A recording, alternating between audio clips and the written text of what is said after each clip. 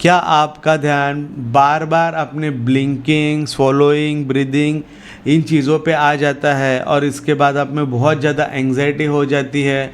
आप बहुत कोशिश करते हो इसमें से ध्यान हटाने का, फिर भी ध्यान हटा नहीं पाते हो, तो दोस्तों आपको सेंसरी मोटर ओसीडी हो सकता है। इसी को सोमैटिक ओसीडी भी बोलते हैं और इस सोमैटोफॉर्म ओसीडी भी बोलते हैं। तो welcome to my channel friends, I am doctor Ayudh Makhdoom, OCD consultant and therapist. दोस्तों आज मैं इसी टॉपिक पे बात करने वाला हूँ। तो सेंसरी मोटर ओसीडी में क्या होता है, इंसान का ध्यान कोई एक चीज़ पे अटक जाता है। जैसे किसी किसी का ध्यान ब्रीदिंग पे अटक जाएगा, किसी का ध्यान swallowing पे अटक जाएगा, किसी के अपने टंग मूवमेंट्स पे अटक जाएगा, किसी का हार्ट बीट पे अटक जाएगा, किसी का ब्लिंकिंग पे अटक जाएगा, किसी किसी में तो आई का फोकस किधर है, कहाँ पे मैं देख रहा हूँ उस पर अटक जाता है। ठीक है, तो ये अलग अलग चीज़ें होती हैं। तो सबसे पहले ये समझना होता है कि दो टाइप के इंसान के अंदर सेंसेशंस होते हैं, या फिर वो दो मूवमेंट्स करता है। एक होता है वॉलंटरी और दूसरा होता है इनवॉलंटरी। वॉलंटरी मूवमेंट्स मतलब क्या, जब इंसान खुद से कुछ करता है, जैसे खाना खाना, चलना, रनिंग करना, ये उसके वॉलंटरीली मूवमेंट्स है, ये वो खुद करता है, चाहता है, देन करता है। अभी इनवॉलंटरी मतलब क्या, जो अपने आप हो रहा है, जैसे ब्रीदिंग होना, ब्लिंकिंग होना, swallowing होना, हार्ट बीट चलना, ये सब कुछ है ना अपने आप हो रहा है, that is an automatic process. तो दोस्तों ये जो सारी चीज़ें हैं ना, इसको रेगुलेट करता है आपका ऑटोनोमिक नर्वस सिस्टम। ठीक है, और अपन क्या गलती करते, उसी चीज़ को कंट्रोल करने का कोशिश करते जो अपने कंट्रोल में है ही नहीं। इसके लिए उसको बोलते हैं autonomic system by autonomic nervous system. ठीक है, ये जो ऑटोनोमिक सिस्टम के जो चीज़ें हैं उसको आप रोकने का कोशिश करोगे तो ये ज़्यादा ही आएंगे। चलो एग्जाम्पल करके देखते हैं। अभी क्या कर रहे हैं पता है क्या, जितने भी लोग ये वीडियो देख रहे हैं ना, सबको अपने ब्रीदिंग पर से ध्यान हटाना ही है। कुछ भी करके आपको ब्रीदिंग पर ध्यान लेके नहीं जाना है। ठीक है, जब मैं ऐसा बोलता हूँ आपका क्या होता है, 1 सेकेंड के लिए तो ध्यान पक्का ब्रीदिंग पे जाता ही है, किसी का 2 सेकेंड के लिए क्या होगा, किसी का 5 सेकेंड, किसी का 10 सेकेंड। तो देखो क्या होता है पता है क्या, आप जब कोई भी चीज़ हटाने का कोशिश करते हो तो आपका ब्रेन उस पर ज़्यादा फोकस करता है। क्यों? क्योंकि आपने अभी ब्रीदिंग वाले थॉट को इम्पोर्टेंस दिया। आपने क्या बोला अपने ब्रेन को कि कुछ भी करके इस पे ध्यान नहीं लेके जाना है या फिर इस पे से ध्यान हटाना है। तो आपने क्या किया, आपने उस पर फोकस किया। पहले सिर्फ फोकस रहता है, बाद में हाइपर फोकस में अपने आप चेंज हो जाता है। इसी प्रोसेस को दोस्तों बोलते हैं पैराडॉक्सिकल अटेंशन। अगर मैं आपको बोलूँ इस माइक की तरफ आपको ध्यान नहीं देना है, आपका ध्यान इस पर ही जाएगा, तो आप जितना कोशिश करोगे उसको हटाने का, उतना उस पर ध्यान ज़्यादा जाता है। आपको पता है नॉर्मली एक इंसान एवरेज 20,000 टाइम्स ब्रीदिंग करता है। ठीक है, 15,000 टाइम्स ब्लिंकिंग करता है और लाखों बार तो उसके हार्ट बीट्स बजते रहते हैं। ठीक है, तो आपको ये समझना, ये सारी चीज़ें अपने आप अगर इतने बार हो रही है, आप कितना देर तक उस पर फोकस करोगे? क्या आप गिनते बैठोगे कि इतने बार हाँ ब्रीदिंग हुआ, इतने बार मेरा हार्ट बीट चला? तो आप इस पर फोकस करके क्या कर रहे हो पता है, आप और अपने प्रॉब्लम्स बढ़ा रहे हो। आप यही देख रहे हो, इनमें क्या रहता है, इनमें कुछ कॉमन फियर रहता है। आप क्या देख रहे हो, आप ये देख रहे हो कि ये कब हटेगा। ठीक है, कॉमन फियर इनमें यही होता है कि मेरा ब्रीदिंग पर से या फिर मेरे इन सेंसेशंस में से कभी भी ध्यान नहीं हटेगा। कभी कभी ब्रीदिंग ओसीडी वालों को लगता है कि इस पे मैंने ध्यान नहीं दिया तो मेरी सांसें अटक जाएगी। ठीक है, मेरे पास अभी कॉमनली पेशेंट्स आके गए ना, उनके बारे में मैं कुछ बताऊंगा।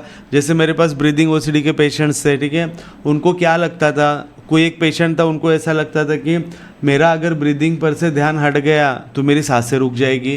किसी किसी को ऐसा लगता था कि कुछ भी करके मेरा ध्यान ब्रीदिंग से हटना चाहिए। तो इनको एक डर रहता था कि मेरा पूरा ज़िंदगी ब्रीदिंग पर ध्यान रहेगा। ठीक है, और ब्रीदिंग पे ध्यान रहेगा तो मैं कोई भी काम नहीं कर पाऊंगा।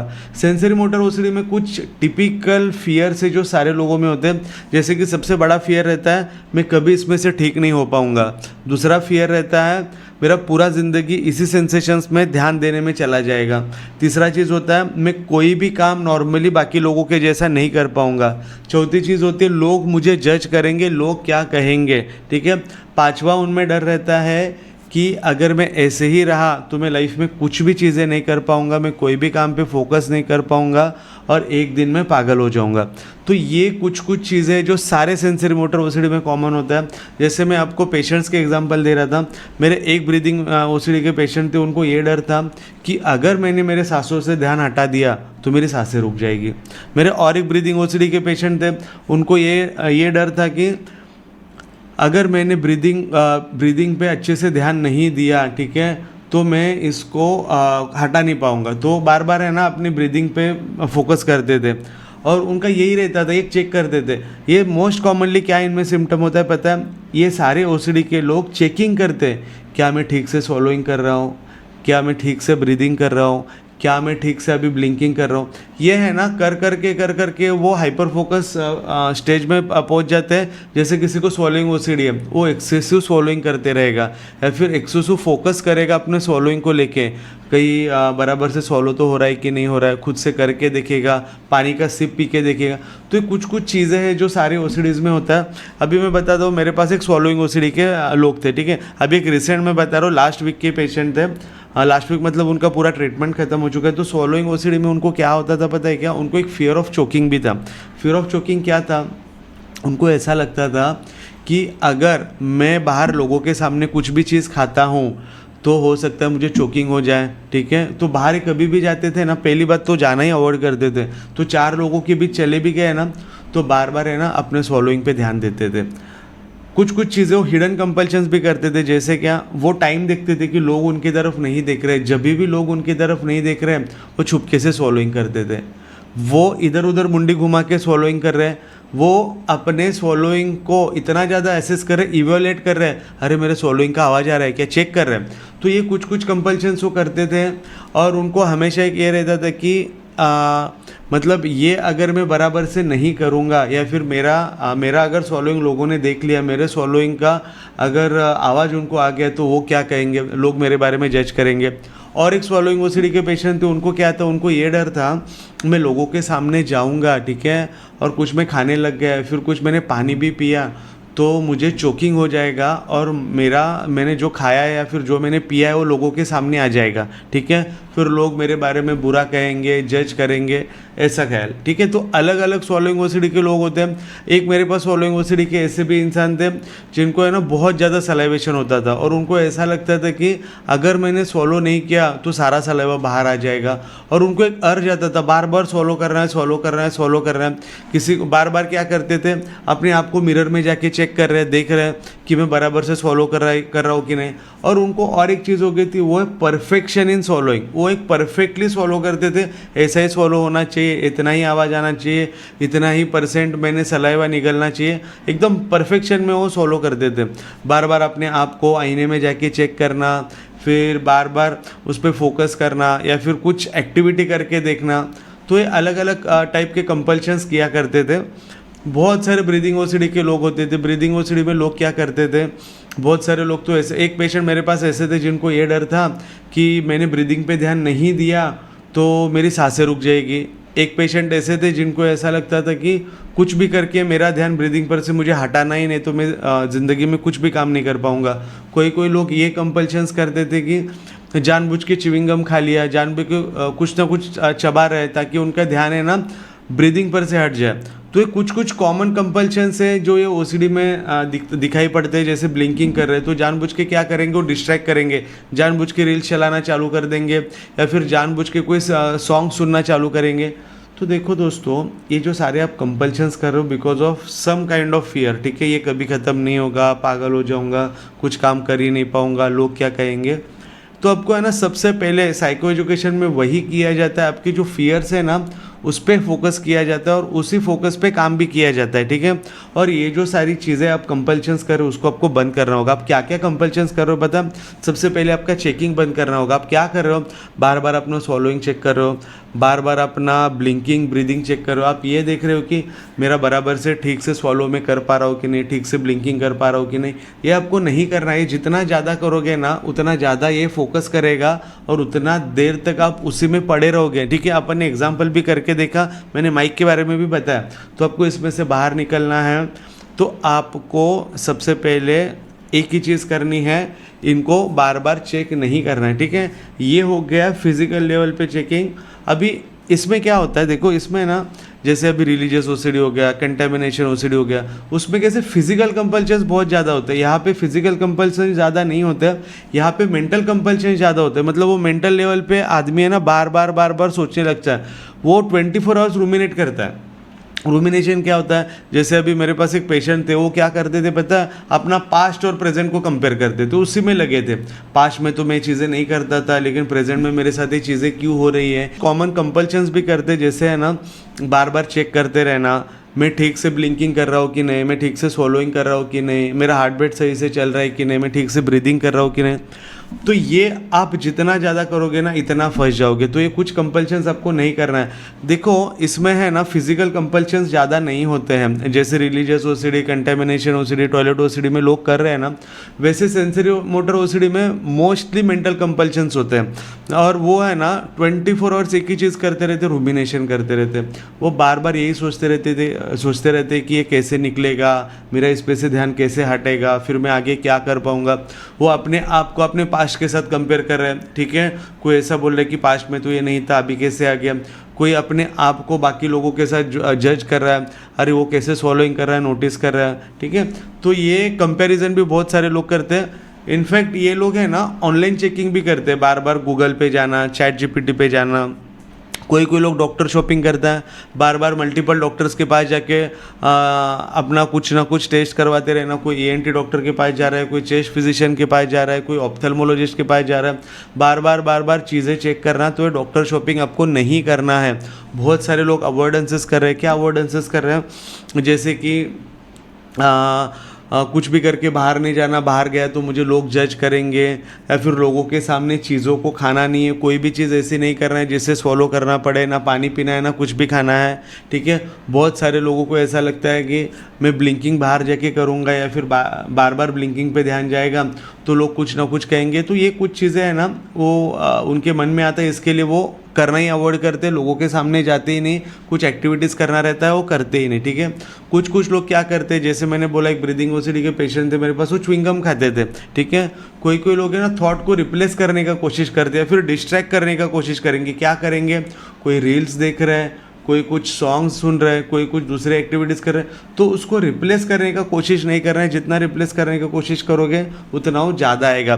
कोई लोग क्या कर रहे हैं, वो बार बार है ना, वही चीज़ों के बारे में सोचते बैठा, कि बार बार यही सोचना कि ये कब जाएगा, मैं पहले ऐसा नहीं था, अभी क्यों ऐसा हो गया, क्या ये मैं ठीक तो हो पाऊँगा कि नहीं हो पाऊँगा, ये इसको कितना साल लगेगा, मैं कितना साल यही सोच सब करते रहूँगा, और ऐसे ही करता रहा तो फिर मेरी शादी कब हो गई, ऐसा सब करता रहा तो मैं आगे फ्यूचर में जॉब कैसे करूँगा, पढ़ाई कैसे करूँगा। इसमें वो फंसे हुए हैं, और इसमें फंसे होने के कारण वो 24 घंटा सोच रहे हो। रूमिनेशन इतना ज़्यादा उनमें हो रहा है कि उनको समझ में नहीं आ रहा है कि इसको कैसे रोकना है, ठीक है। तो आपको सबसे पहले तो ये समझना होगा कि आप क्या क्या कंपल्शंस कर रहे हो, ठीक है। और ये कंपल्शंस आप जो भी कर रहे हो उसको आपको रोकना होगा। तो इसका इलाज क्या होता है, देखो दोस्तों, मैं आज जानता हूँ सेंसरी मोटर ओसीडी के हैं ना, मेरे को बहुत लोगों ने कॉल करके भी बताया कि ज़्यादा वीडियोस यूट्यूब पे नहीं है, आप ज़्यादा से ज़्यादा वीडियोस बनाओ और डालो, ठीक है। हिंदी में तो इसके वीडियोस बहुत कम है, तो मैंने जानबूझ के आज ये टॉपिक लिया हुआ है, ठीक है। तो देखो, इसका इलाज भी बहुत मुमकिन है। और सबसे पहले आपको क्या करना है, जैसे मैंने पहले भी कहा था, सबसे पहला स्टेप होता है साइको एजुकेशन, ठीक है। आपको साइको एजुकेशन दिया जाता है, सारी चीज़ों के बारे में समझाया जाता है, ओसीडी कैसे काम करता है, आप एग्जैक्टली क्या कंपल्शंस करो। बहुत लोगों को यही नहीं पता होता है कि वो कंपल्शंस क्या कर रहे हैं, ठीक है। तो ये सारी चीज़ें बताई जाती है साइको एजुकेशन में। आपको ओसीडी कैसे काम करता है वो सारा कुछ समझाया जाता है, आपको क्या करना है क्या नहीं करना है, नॉर्मल डेली लाइफ में क्या क्या चीज़ें आप कर सकते हो, सारी चीज़ों के बारे में एक्सप्लेनेशन दिया जाता है, ठीक है। दूसरी चीज़ आती है इसमें, that is ERP therapy. ERP therapy में है ना, आपको वही जो भी आप चीज़ें अवॉइड कर रहे हो, जैसे अभी सोशल सिचुएशंस हो गए, जैसे बाहर जाना, रेस्टोरेंट में खाना खाना, फ्रेंड्स के पास जाना, ठीक है। और बाहर जाके आप जो एक्टिविटी करते थे, जैसे बार बार स्वॉलो करना, पानी पी के सिप लेके देखना कि बराबर से कर रहे हो कि नहीं, ये चीज़ें आपको करने नहीं देते। That is a response prevention. तो ये कुछ ईआरपी थेरेपीज़ में भी ये कुछ चीज़ें करनी होती है, ठीक है। और होता है एक्ट थेरेपी, ठीक है। इसमें बहुत अच्छे से एक्सेप्टेंस थेरेपी काम करती है। उसको 100% एक्सेप्टेंस भी बोलते हैं, फिर रेडिकल एक्सेप्टेंस बोलते हैं, कोई इसको अनकंडीशनल एक्सेप्टेंस भी बोलता है। देखो इसमें क्या होता है पता है, कि आपको एक एक्सेप्ट करना है, इन सेंसेशंस के साथ मैं पूरा ज़िंदगी जी सकता हूँ, मैं इस ब्रीदिंग वाले सेंसेशन के साथ पूरा लाइफ जी सकता हूँ, मैं इन ब्लिंकिंग वाले थॉट्स के साथ पूरा लाइफ जी सकता हूँ। आपका अगर ब्रेन बोलता है, मान के चलो आपको एक ख्याल आता है, ठीक है, क्या ये ब्रीदिंग वाला सेंसेशंस मुझे हो रहा है? तो आपको क्या बोलना है पता है? हाँ, मुझे ये सेंसेशंस हो रहा है और मैं इस सेंसेशंस को अलाउ कर रहा हूँ।